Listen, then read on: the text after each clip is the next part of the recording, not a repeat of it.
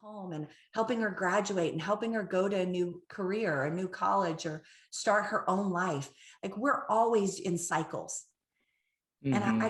for me, it's such a helpful category to be like, oh, what cycle am I in right now? Am I in a life, death, or life cycle here? And I think the church has used that for centuries. Mm-hmm. So it's not like I'm making it up. I mean, it's just I'm borrowing it from many, many cultures that use like a cyclical calendar. Sure. And I think of it like, I think in seasons, like with my idea with the Winter Faith podcast was like, I feel like I'm in winter all the time. Like I was a hospital chaplain. I still really value grief and counseling grief. And it's a part of my own story that I acknowledge and talk about openly. And so I feel like I don't have like summer seasons or spring seasons. So I come in and do this podcast and ask people like, are you a summer Christian? Are you a winter Christian? Like, do you think there's people that stay in certain cycles more often, or we go back to it because it's comfortable? Maybe I grew up in Wisconsin, so it's like winter 9 months out of the year. Well, I So, mean, we probably have a default, right? Like okay, that's a there's good way. people who, Default. I mean, it's probably like if we talked about your Enneagram number, or we talked about if you're an introvert or extrovert. Like Yeah. I think we probably live in different seasons, but we default to one. Like if Okay. we're prosperity gospel Christians, like that's our default, man. We're thanking Jesus. We're building accolades, like that's our default. And I don't know that that's the most honest, but I don't think all crucifixion is the most honest either. And Right. so I think that's the challenge, right? It's like, what is your default? And usually because your story, or maybe where you're from, you're all crucifixion, or you're all resurrection, or you are all Holy Saturday because you don't want to choose either. So you just want to Mm, be in the waiting and crossing your fingers and holding your breath. And you don't even want to risk or move or hope. And so I think we have to look at where we default in our faith, and we can ask ourselves, what is God asking us to do? Like, what does it mean for you? What's the cost for you to wake up after a long sleep, after wintering well? Like I think I gravitate towards certain seasons, right? If sure.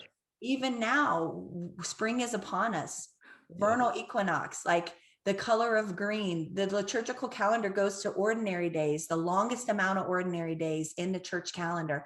And ordinary days are about living, being fully present, and being alive. Well, for some people, they're so much more comfortable sleeping, right? They're so much more Hmm. comfortable hibernating. They can't wait for winter and snow to come again. And so I think it's just, there's something about, yeah, we probably default to a certain place. And it's probably because of our relationship with God. Hmm. Right. Yeah. And I like, for me, I've never really questioned if there is a God. I've never, I think, been like an atheist. But for me, the question is like, is God good? Like, is God on my side? And like, I just think of the Bob Dylan song. It's one of my favorite songs. Like, what, is God on our side? Like, we used to not like the Germans, now we like them. Okay, I guess God changed sides or something. Yeah. And especially from the Western American viewpoint of the world, and God's with us, and kind of like the American Christianity that I grew up in. So that's always been my story, is like, where, yeah, I believe in God, but like, what is, yeah, that's always been my challenge, is like, is God for me? Is God good? Mhm. Because sometimes it feels like, yeah, I feel like I'm like on the other side or something. Mhm. And I think that question becomes particular to everybody's story. But for me, for God to be good, God had to become mother, because God as father was just too narrow of a way Mhm. of thinking. And when I think about even my own process of, you know, again, the womb, the uterus, the cycles of life and death, like both happen. And it's not because I'm favored or because I'm outcast. Both happen because it's part of life. It's part of the circle of life. It's part of the cycles of life. And Mother Nature, Mother God doesn't, I, I, adheres to a cycle where death is part of it. Now, I'm really grateful that Or life, just womanhood in general. Like yeah, womanhood, has a cycle to it all the time. all the time.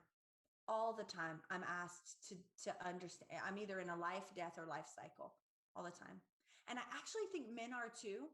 Mm-hmm. My husband keeps saying he's going to write a book called Theology of the Penis, which would be hilarious. We laugh. Yeah.